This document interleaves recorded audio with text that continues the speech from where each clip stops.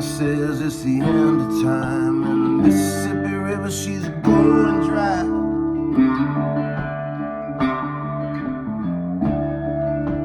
The interest is up and the stock market's down, and you're gonna get mugged if you go downtown.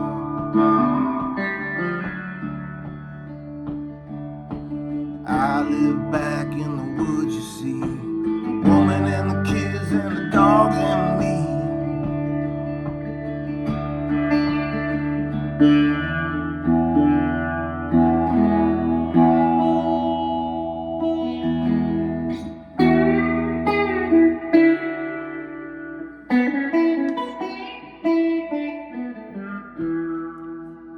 It's funny hearing different songs on this thing.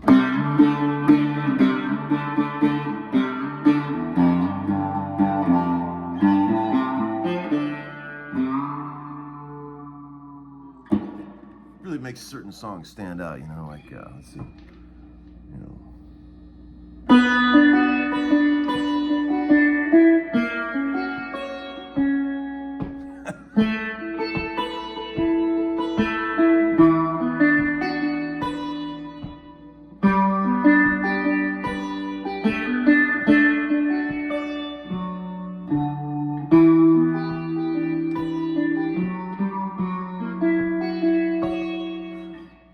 Kind of fun, huh? How's it going out there, friends? Just Uncle Larry. I'm filming this video on what is this today? On a Friday night. I'll be putting it up Saturday morning. So, how weird is it seeing me in a white t-shirt? That's how much I love Wade Bowen, my old buddy from Texas. I never wear white t-shirts, as you guys well know.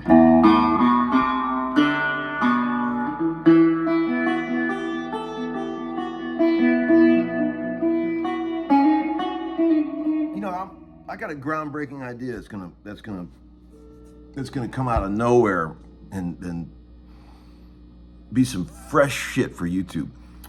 I've been thinking about this. I want to try a crazy idea, and it might work, it might be fun, or it might be the worst idea I ever had. But I don't care. I'll try it. You know, people are always asking me if I teach guitar lessons, private lessons, and I just don't have time. I would love to. I've taught a few recently, but just a few, and I just don't have time to do it, and I wish I could. So I've been thinking about how I could implement that somehow into the show. And I thought, how about this? I charge $500 for a lesson, right? So what if I just charged my usual lesson fee, and if you want to, if you're up for it, send me like a 3 to 5 minute video of you playing, right? Close up, detailed, playing whatever you want to play. And between my combination of cell phones and extra computers, I'll find a way to show it on an episode, and I will talk in great detail about what I think about, you know, your technique, your phrasing, you know, what's great about your playing, what's not great about your playing.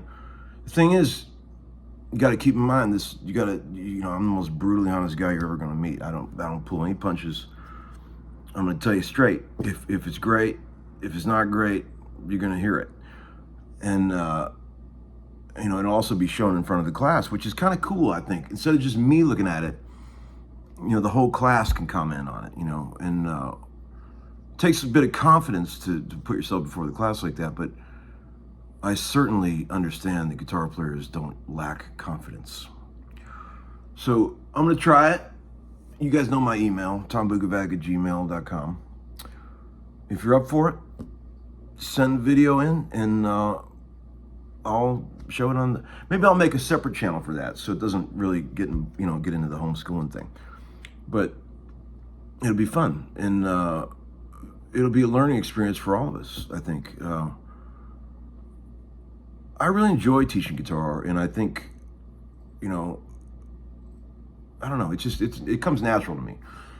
You know, making pointers on people's riffs and their style and stuff like that. I think I can help a lot of you people. And I think it'll be fun for all of us to watch other players do their thing, you know? So let's try it, and let's see how it goes. I have a couple of VCB things I also wanted to get to, but just think about that, okay? And I gotta get the corporate eye for this. A guy said, a guy sent me a funny Craigslist ad today of a burnt up '60s Fender Super Reverb that was literally burnt in a fire, and just looked like charred ashes, and it said free if you can salvage something off this amp, you know. And it reminded me of a time many years ago when I used to play in this club in Nashville, and the sound guy was this old dude, a sweet old dude, I remember, and he told me one time that he had a fire in his music, in his little music room, and burned up all his old guitars, and it was terribly sad. And I said, wow, what did you have in there, man? He said, man, my prized possession was a 1961 ES355, and it got burned up bad. And I said, well, is there anything left of it? And he said, yeah, I'll bring it in and show you. So he brought it in, showed it in a plastic bag. Looked like somebody pulled out of a fireplace, just charred. But I bought it from him for $1,500, I remember, because the PAFs were still good. They were all, you know, they needed to be cleaned and everything. They were covered in black shit. The covers were, and I was able to salvage most of the metal off that guitar, I remember, but the guitar itself was completely, the neck was like burnt off, basically. It was really sad, but the PAF still fucking worked, if you can imagine. Right on, Gibson. You go. Another guy said, hey, Tom, if I gave you Dan Auerbach's telly, would you spend an entire day at Bonnaroo?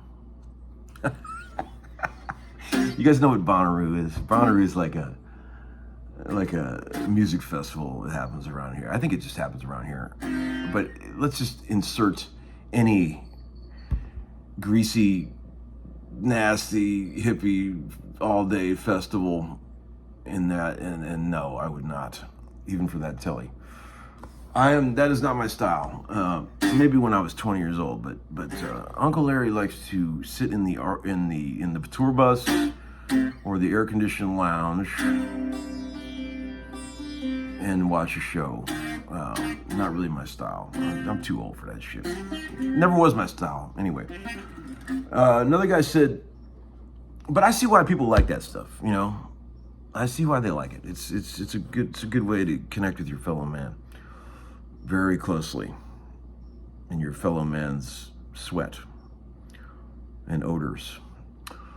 Another guy said, hey, Tom, is it okay that I sometimes play along with your videos and change the bass notes? Yeah, man, whatever it takes, man. That's what I say. I get all kind of weird comments like that. People saying, is it okay that I skip the talking to get to the playing? Or is it okay that I skip the playing to get to the talking? I'm just glad you watch them at all. I don't care what the hell you do. You could skip the whole damn thing if you want. What are some other fun songs we could play with this thing that are so not sitar songs? How about Turn It Up? Or how about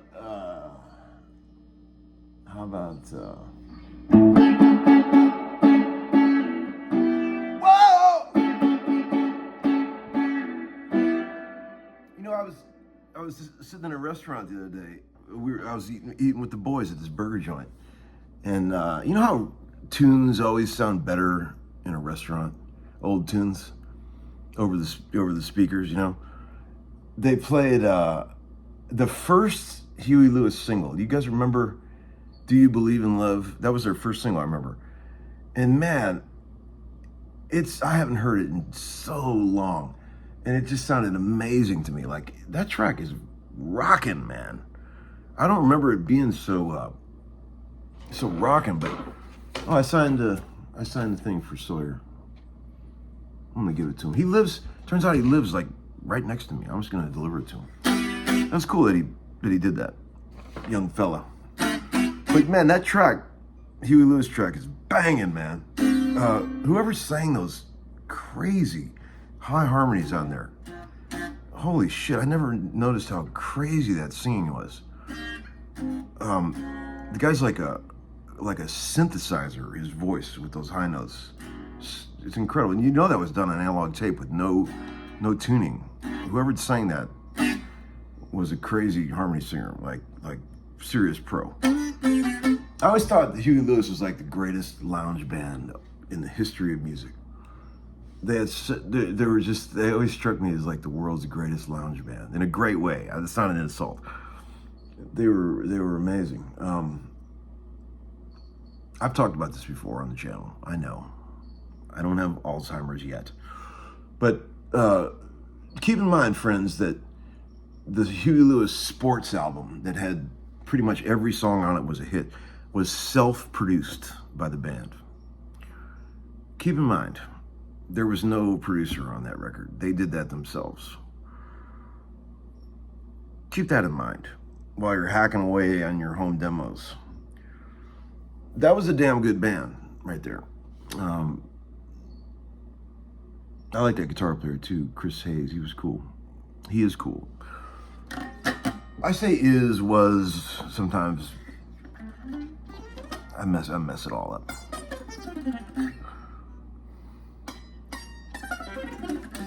Oh, here's one.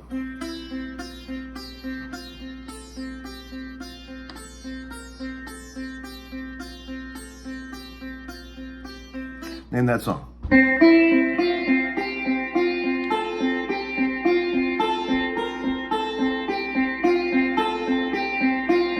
You can fool yourself. Remember that one?